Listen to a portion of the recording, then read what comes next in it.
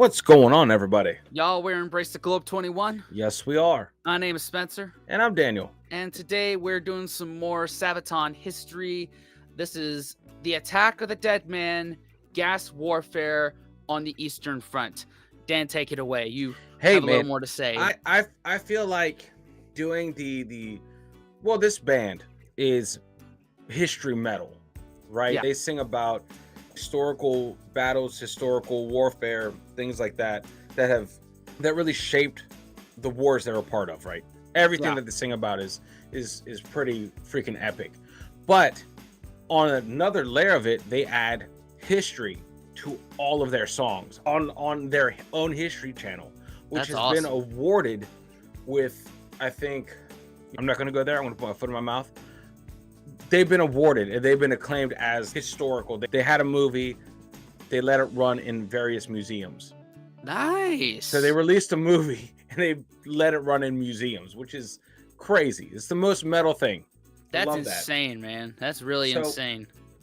So I think what they're doing as a band is super important because I would say they're not singing about war. They're talking about it and how rough it was. So the more they bring light to these specific situations, the more I feel like as humans, we are less likely to repeat it, hopefully. That's a good way to put it. So let's dive into it. This is gas warfare on the Eastern Front, Attack of the Dead Man. I know a little bit from what I heard on the song, because every time I do a Sabaton, everyone's like, hey man, you got to check out the history behind the song. I do a quick Google of Sabaton songs. I'm like, this is what it's about.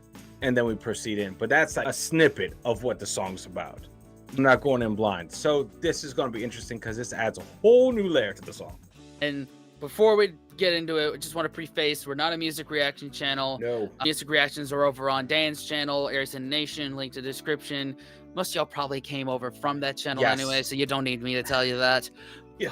But we're here to do history and learn culture behind various countries that we're checking out and tying it into what you're doing over on Air Nation. I think this is a great way to do it. No one can deny this. And this is the only time we'll have this big soapbox, right?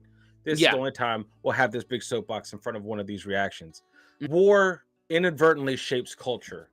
It's a massive thing that brings a whole country into it, right? So because of the effects of warfare, as unfortunate as war is, it does define cultures for better or for worse. And so the peoples have to adapt and overcome. But it's learning and talking about these things that's very important.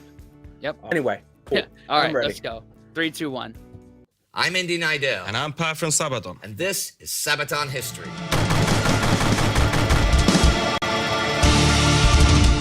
Love that intro. There are a lot of legendary tales that came out of the Great War.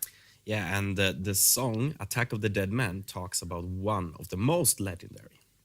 And the strangest. And the most legendary. Yeah, but the strangest. And maybe most legendary.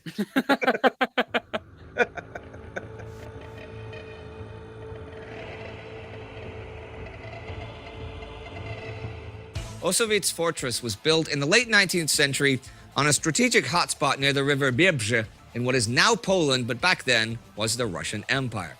It was just about 50 kilometers away from East Prussia, though, along the important railway line from Bialystok to Königsberg, which conveniently ran straight through the fortress. So it's kind of obvious why this was quite a headache for German high command in the Great War.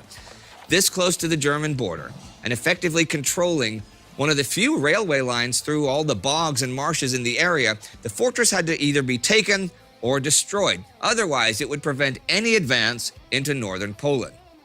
In fact, the Germans had tried to take the fortress back in September 1914 and again in February 1915, where the second attack had severely damaged much of the fortress defenses through heavy bombing.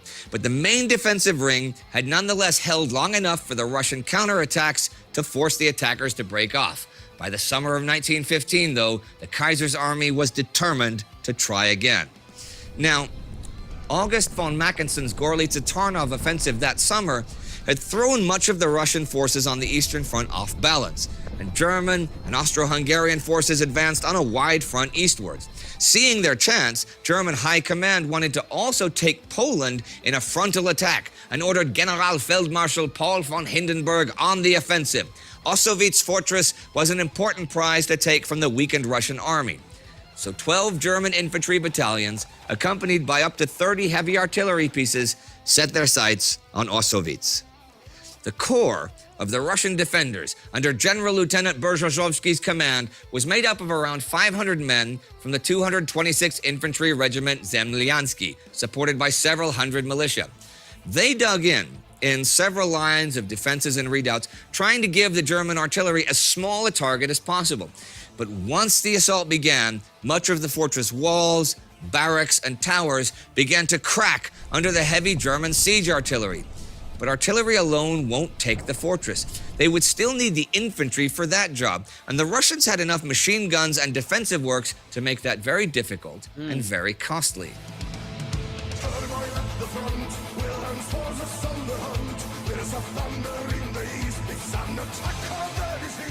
The Germans, though, Man, that's awesome. The tying in the song with the history lesson there. Man, if I was taught history like this, Yeah. like, why can't it be taught like this with metal? Like, I'm there for it, man. Especially since they put all this stuff on YouTube for free, you know? Come on. Why, America, catch up with the rest of the world. Yeah, man. Oh my God. Yeah, I'm just soaking this all in right now because this wasn't taught. Epic. It's epic, man. Yeah. You know, oh God. Oh man. brought in a fairly new and extremely dangerous weapon, gas. Now, gas warfare was fairly new. In 1914, the French had used tear gas, and in early 1915, the Germans had first used poison gas at Bolimov, though that failed. Since then, however, it had had a devastating effect on the totally unprepared and ill-equipped Russian soldiers, who died gruesome and horrible deaths in the deadly clouds of gas. Without gas masks to protect themselves, the defenders of Ossowitz were expected to suffer the same fate. In the early morning of August 6th, as the winds were finally favorable, the German gas batteries opened up. A dark green smog descended upon the battered defensive works. The wave of gas crept over the Russian lines, creating a death zone. The gas used was made out of a mixture of chlorine and bromine. While the bromine acted as a respiratory irritant, the chlorine attacked the lungs, chemically burning them, right? Ooh. The chlorine attached itself to moisture in the air, turning it to hydrochloric acid, which then bit into the membranes and flesh of the lungs, aggressively dissolving the soft tissue. The Russian soldiers were literally choking on their own blood, as every breath they took destroyed their lungs. Unable to breathe, they died in agony, coughing out bloody lumps of their own lungs. But it was not only the lungs that suffered, as the acid attacked the soft tissues of the eyes and noses, burning them chemically as well. The soldiers burned from the inside out. Many died within the first few minutes. Those further away from the initial attack tried binding wet rags and urine-soaked shirts around their faces in a desperate attempt to protect themselves, but that often helped little. Everything the wave of gas came in contact with began to die. Leaves and grass turned yellow and black. It killed the insects and the animals in the woods. There was no escaping, as the gas crept into every ditch and into every hole, even attaching itself to the brass of guns and shells. Oh my God. The defenders suffered heavy losses, and whole companies in the foremost trenches were simply wiped out. Only around 100 men in the defensive lines further back survived, still terribly burned. As the gas dissipated, the German infantry battalions formed up. While other units went to secure the railway line, it was up to these 7,000 men of the German 76th Landwehr Division to storm the main defensive lines in front of the fortress. Confident. Wow. I mean, you've pretty much made it pretty easy to get the Russians there. You pretty much burned them all. Oh, dude. It's no joke, man. No joke. Jesus. To think like some household thing like chlorine could burn a bunch of people like that. It's so unfortunate how good we are at destroying ourselves. It's Yeah. just like what the hell? It's nuts. Yeah. But gas was unfortunately very effective in World War One. Yeah. That chemical warfare made the trench warfare obsolete, and the Yeah. and you know and the tank, and the and obviously the introduction of the tank. But Yeah. those two combinations, yeah, it moved warfare. Unfortunately, um, it made it progress, made it Yeah. adapt. Yeah. So Yeah. That's a gentle way of putting it. Whew. That most of the defenders had been wiped out and that the few left would be overcome with ease, the German infantry moved onwards. The first lines were indeed littered with only the dead, grotesquely deformed in their final moments of inevitable death. The end. Or was it? As the German troops moved onward over the shelled-out ground, they suddenly came under heavy fire. The fortress artillery opened up on them, and machine gun fire tore holes in their ranks.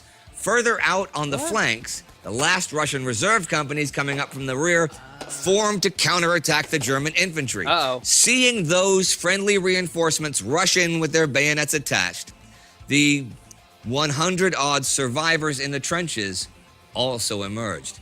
Bayonets fixed, they stumbled like zombies out of their dugouts, crawling and limping their way into the open.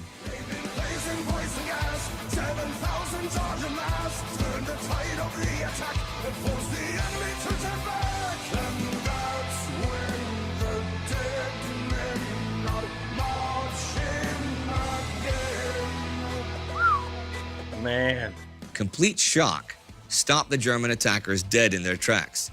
Like dead men returning to life, the Russian survivors came on, heavily breathing, gasping for air through destroyed lungs, their faces scarred by chemical burns, half hidden with bloody rags. They marched on, thirsting for revenge for the terrible fate thrust upon them. Their tears were bloody, their eyes burned red. They spat blood and parts of their lungs as they advanced, croaking and coughing like the living dead.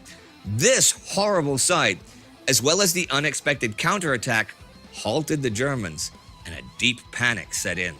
They hastily withdrew, soon running away in terror as the panic spread through their ranks, pushing their comrades aside, trampling over each other, stumbling over barbed wire as Russian artillery shells fell in between them.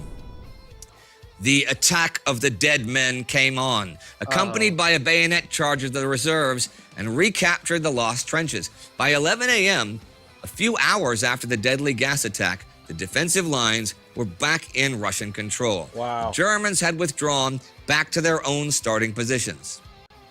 Dang. that's nuts. Could you imagine? Could you, like, just for a second imagine that? You just gassed the whole line. It Yeah. should be a cakewalk, right? It Mhm. should just be, and then you start seeing freaking, like, essentially zombies who are technically, they will die. They just haven't died yet. Yeah, they still And- got fight in them. And they're attacking you as they're dying. Mm.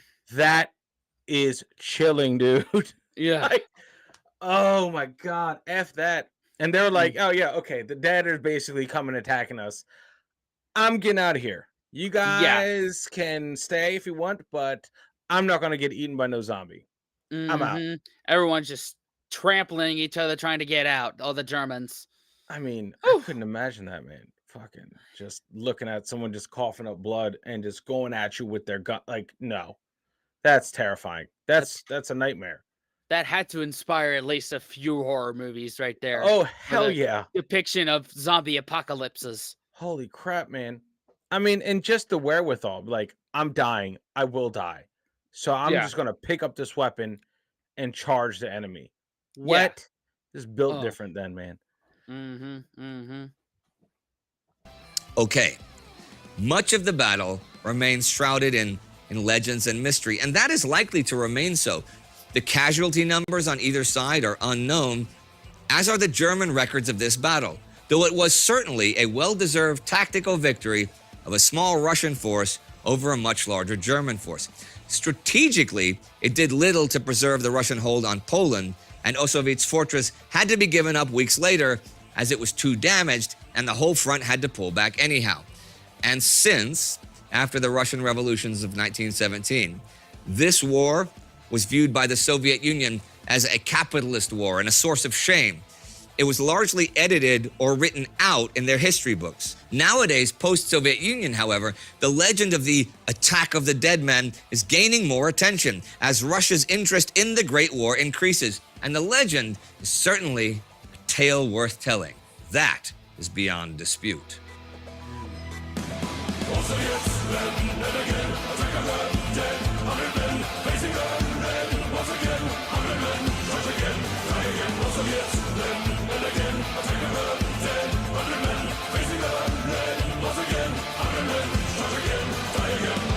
The whole song. Wow, that's insane. That's crazy.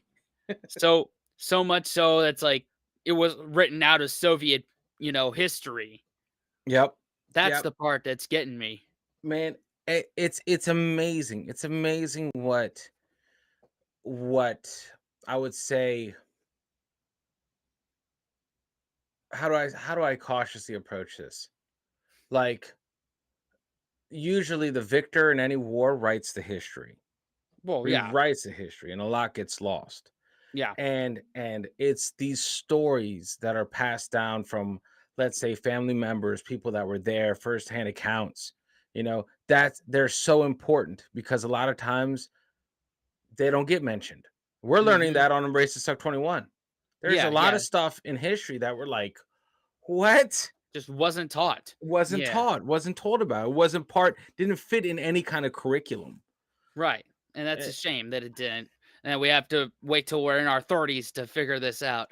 Yeah. And that's why I love what they do as a band. It's like, okay, here's a story. Check it out. Crazy. Yeah, and they're not just a great metal band; they teach history. Yeah. How can you go wrong with that? They're the coolest history teachers on the planet, possibly. Mm-hmm. That's a good way to put it. Attack of the Dead Man. It was one of those like super like, okay, we're gonna do an album about World War One. Yeah. And when I was presenting the idea to our record label Nuclear Blast, they were like, okay, so you're gonna have a song about gas? And I was like, yeah, sure. There will be a such song. We didn't know exactly how we're gonna cover it, like in which area, but the story of the dead man was one of the absolutely like most legendary ones that we definitely felt that we needed to get in. And then that's the Ossowiec fortress. That's where we get in the. Have you been there? No, I never been there. But we have received a lot of fan mails saying like, this is something you really should write a song about. So in the end we did. And we had a little bit of a special way of revealing the song to the fans. Because in Russia, there's this guy who is famous as Radio Tapok. He's got a very popular YouTube channel. He's a touring heavy metal musician who does cover songs of bands like Sabaton, but he translates them into Russian. Ah. So I asked him, would you be willing to do a song which nobody has ever heard? And do it, you translate it into Russian, and you release it before us. And he was like, that's a weird thing. It's I cool, never though. heard about it. It sounds kind of cool, though. Yeah, so he before anybody has heard the song, he heard it, he recorded it, he translated it into Russian, and he made a music video for it and put it out. Wow. I think that was interesting way. A lot of people said I'm crazy when I come with such a marketing idea. But you could have sued him for millions of dollars. Yeah, that could have been. That could have been the case. Like, hey, you stole our song. You told me. Why would I tell you to? But we actually gave him the song, and it was very popular, and he did a good job. And maybe we can listen to a little bit of Russian version of it. I hope so. Hear it.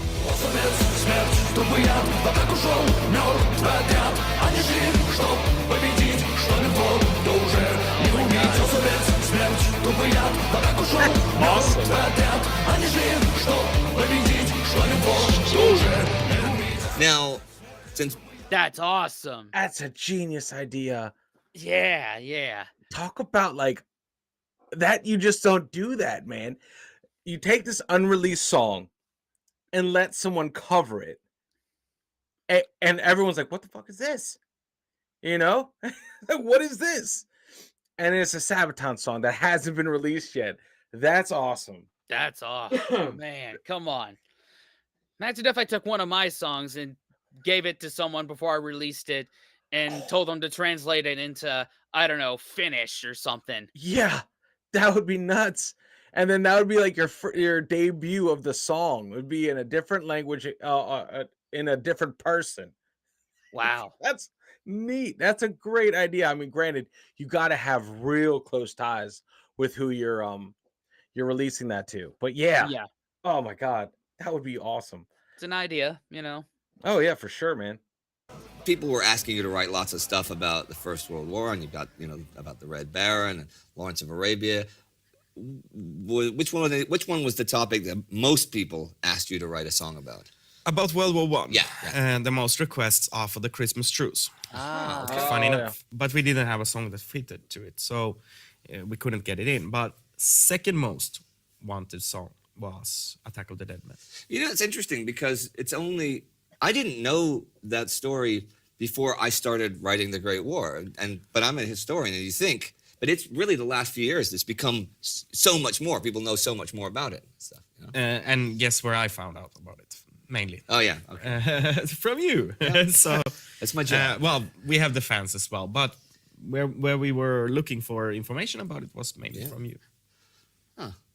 Well, it's nice that I can change the world one person at a time, or one metal band at a time. Nice. Now, I mentioned before Just want to say right quick that we have. I remember doing that reaction of the Christmas truce on your channel, and that was a hell of a story right there. Oh boy. Yeah. What a story. Yeah. What a story. My God. You want a little faith in humanity at its darkest hour? That's a great song, and that's a great story. Hell yeah. For sure. Hell yeah. in the history bit that there's not a lot of specific history about this specific battle. Like there's so many things we don't know because so many of the records were destroyed or mislaid or intentionally destroyed during the Soviet Union because World War I was not a patriotic war. It was the imperialist war. It's the problem that we often face, People say, oh, here is a story. Yeah. And then you can't find the proper information about it. These days, it's so much easier. But going back to the beginning when we started to write about it, it was not easy for us to find information. Sure. I mean, people who are into history, people who are historians, they know where to search, where to find. They have the networks to find it. We stand in the beginning absolutely alone. We didn't even have the fans. Yeah. So I'm thankful for where we stand now, where we have good contacts like you, for example. Well, very good reference for World War One. Historians like Marcus and Vika and stuff that say hi, guys. There you go. They're our awesome team who can help us with coming up with the information. But in the beginning, it was really difficult. Well, you mentioned the Christmas truce, and people asked a lot during the Great War, and they still ask, like, well, did they try anything like that on the Eastern Front? Because the Christmas truce was on the Western Front. And they're like, yeah, how come there was nothing like that on the Eastern Front? There's a very simple reason why there wasn't on the Eastern Front. Orthodox.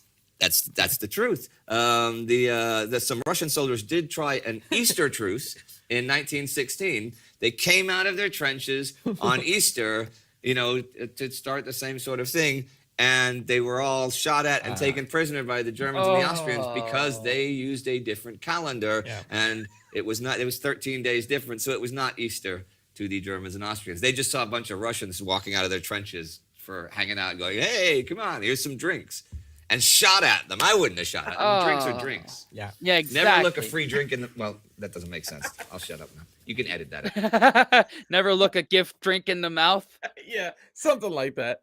I see what he was going for. Yeah, but that sucks.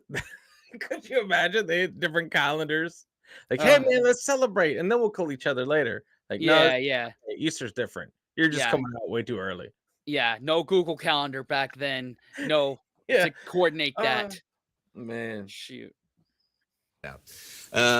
So what are you doing? I'm having drinks. Drinks.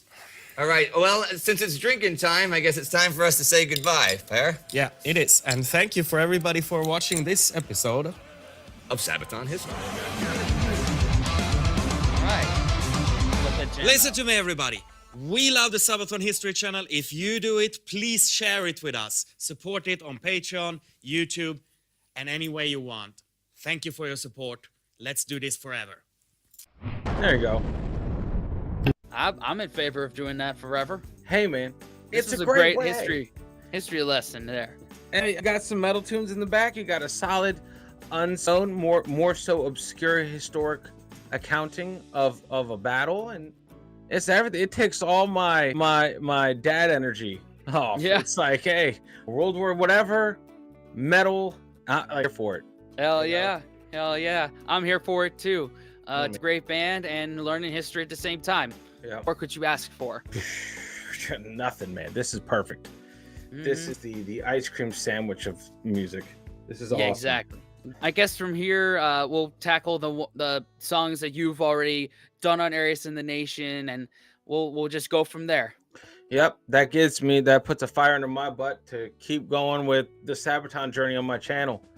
Heck You yeah. know? Do this in tandem. It's an interesting merging of both channels of epicness.